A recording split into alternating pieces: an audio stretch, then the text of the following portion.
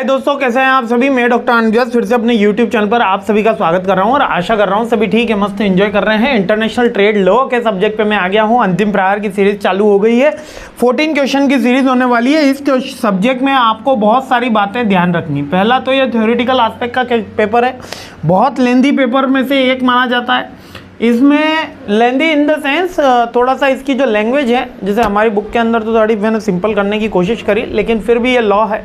जो लॉ है वो है, अपन उसकी लैंग्वेज चेंज नहीं कर सकते, रिफ्रेम नहीं कर सकते। मतलब ये कुछ ऐसे सब्जेक्ट में से हैं जहाँ पर आपको जो बुक के अंदर है वही लैंग्वेज लिखनी होती है, तभी आपको अच्छे नंबर मिलते हैं। आप अपनी लैंग्वेज में लिखते हुए आए, ये सब आपको पता है, लेकिन यदि आप इसमें बुक की लैंग्वेज लिखोगे तो काफ़ी अच्छे नंबर मिलेंगे, पहली बात। दूसरी बात, इसमें ज़्यादा लिखने से नहीं, सही लिखने पे ज़्यादा मार्किंग है। मैं फिर कह रहा हूँ, ये वो सब्जेक्ट है जिसमें ज़्यादा लिखने का कोई तंत्र नहीं है। इसमें कम लिखने में भी, लेकिन सही लिखने पे आपको अच्छे मार्क्स मिलते हैं।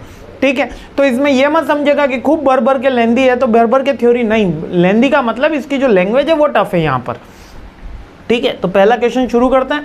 पहला क्वेश्चन, अधिकतर एग्जाम के अंदर WTO से कोई क्वेश्चन ना बने तो ऐसा हो ही नहीं सकता। WTO क्या है? अपना वर्ल्ड ट्रेड ऑर्गेनाइजेशन है। बेसिकली इससे पूछ लिया जाता है कि WTO क्या है, इसके बेसिक रूल्स कहाँ से आए, ये क्या काम करता है, इसके एडवांटेज डिसएडवांटेज क्या है, ये क्वेश्चन बनता है और ये लगभग हर बार आता है ना। तो WTO क्या है? बेसिकली वर्ल्ड ट्रेड ऑर्गेनाइजेशन है, इंटरनेशनल ऑर्गेनाइजेशन है, जो एक हमको इंटरनेशनल ट्रेड के लिए एक रूल बुक प्रोवाइड करती है। अब ये इसके रूल्स बने कहां से? जो मार्कोविश एग्रीमेंट था उसके थ्रू इसके रूल बुक बने हैं। जो म्यूचुअल कंट्रीज के बीच में, जो कंट्रीज के बीच में ट्रेड एग्रीमेंट हुए हैं उससे इसकी रूल बुक बनी है। तो मार्कोविश एग्रीमेंट से बना है। गेट्स का जो रूल है उसके थ्रू बना है। ट्रिप्स के रूल्स के थ्रू, एग्रीमेंट और ट्रेड रिलेटेड जो रूल्स बनाए जाते हैं, intellectual property, copyright, patent, trademark, उसके थ्रू, ट्रेड्स इन सर्विसेज के थ्रू बनता है। DSU, understanding the rule and procedure of governing settling the disputes, जो ओल्ड में कैसे डिस्प्यूट सेटल किए जाते थे उसके थ्रू इसके रूल बुक बने हैं। और जो इसने खुद डिसीजन लिए हैं उसके थ्रू इसके WTO के रूल बुक बने। यानी मार्कोविश एग्रीमेंट आप याद रख सकते हो, गेट्स याद रख सकते हो, है ना। और इसके अलावा आप कह सकते हो ट्रिप्स याद रख सकते हो, गेट जनरल एग्रीमेंट जो देशों के बीच में हुए हैं वो याद रख सकते हो। ठीक है, और जनरल प्रिंसिपल है इंटरनेशनल लॉ के, उनके थ्रू, लाइक कि गुड फेथ में होना चाहिए, ट्रांसपेरेंट होना चाहिए, है ना, कुछ देशों को फायदा देना चाहिए जो डेवलपिंग, अंडर डेवलपिंग कंट्रीज हैं। और बेसिक रूल्स क्या कहते हैं इसके? बेसिक रूल्स के किसी को भी डिस्क्रिमिनेशन नहीं करना, अपन को नॉन डिस्क्रिमिनेशन के प्रिंसिपल पे चलता है। लेकिन फिर भी मोस्ट फेवर्ड नेशन का कुछ लोगों को दर्शा मतलब कह सकते हो मोस्ट फेवर्ड नेशन वो नेशंस है जिनको टैरिफ में स्पेशल सब्सिडी दी जाती है। अब वो क्यों दी जाती है? ताकि वो देश आगे आ सके, वो ताकि देश इकोनॉमिकली साउंड हो चुके हैं, तो वो मोस्ट फेवर्ड नेशन है। अब सेकंड आ जाता है नेशनल ट्रीटमेंट भी दिया जाता है। नेशनल ट्रीटमेंट का मतलब कि एक पर्टिकुलर देश है, वहाँ से हमको इंपोर्ट करना ही करना है, उसके वहाँ को ट्रेड प्रमोशन देना ही है। फ्री ट्रेड एग्रीमेंट कराए जाते हैं, कुछ देशों के बीच में फ्री ट्रेड एग्रीमेंट कराए जाते हैं जिससे दोनों ही देश आपस में रैपिड ग्रोथ करें।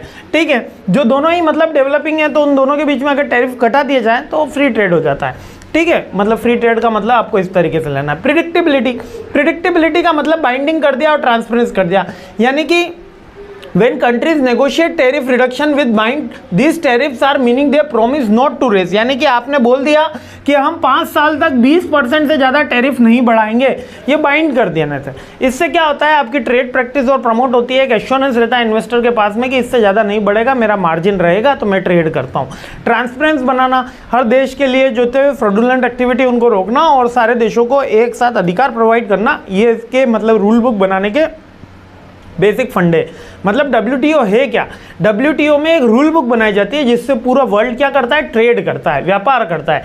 और प्रमोशनल फेयर कंपटीशन को प्रमोट करना, यानी कि सब्सिडीज, ग्रांट्स देके ताकि अपन जो कंपटीशन है उसको फेयर रखा जा सके।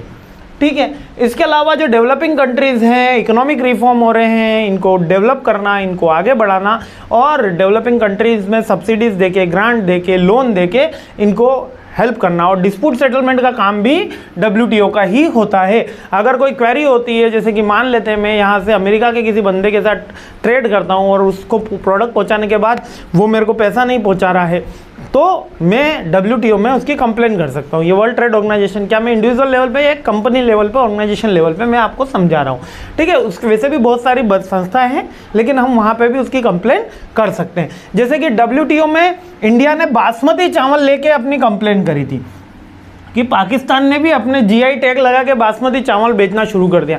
तो इंडिया वालों ने कहा, ओह हमारे यूपी के बासमती चावल तुम वहाँ बेच रहे हो अपने नाम से। बासमती के लिए एक पर्टिकुलर लैंड एसोसिएटेड है, आपको बासमती चावल के बारे में थोड़ी हिस्ट्री पता होनी चाहिए कि एक लैंड एसोसिएटेड है गंगा नदी के करीब में, जो मोस्ट फर्टाइल लैंड है पूरे इंडिया का। और कहा जाता है कि वहाँ के जो बने हुए चावल हैं उनकी सुगंध और उनका जो दाना है वो और कहीं भी पैदा नहीं हो सकता, इसलिए उसको बासमती चावल का टैग दिया गया। आप दूसरे अपने नाम से बेचो ना, लेकिन वो बासमती के नाम से आधी रेट पे बेच रहे हैं। तो वर्ल्ड ट्रेड ऑर्गेनाइजेशन पे इस तरीके की कंप्लेंट इंडिया ने रेस करी थी, है ना। तो ये सारी चीज़ें अपन को याद रखनी है। तो इसके बेसिक प्रिंसिपल्स पूछ लिए जाएंगे कि इनका उदय कहाँ से हुआ। अब इसका हिस्टोरिकल बैकग्राउंड जो जैसे जैसे क्वेश्चन आएगा मैं सारी चीज़ें बताता जाऊँगा। आई होप क्लियर हुआ है। और थोड़ा इस पेपर को अच्छे से दीजिएगा, क्योंकि ये पेपर स्कोरिंग तब होगा जब आप इसमें सही लिखेंगे, ठीक है। आगे बढ़ते हैं, सीरीज आगे बढ़ाते हैं। जय हिंद।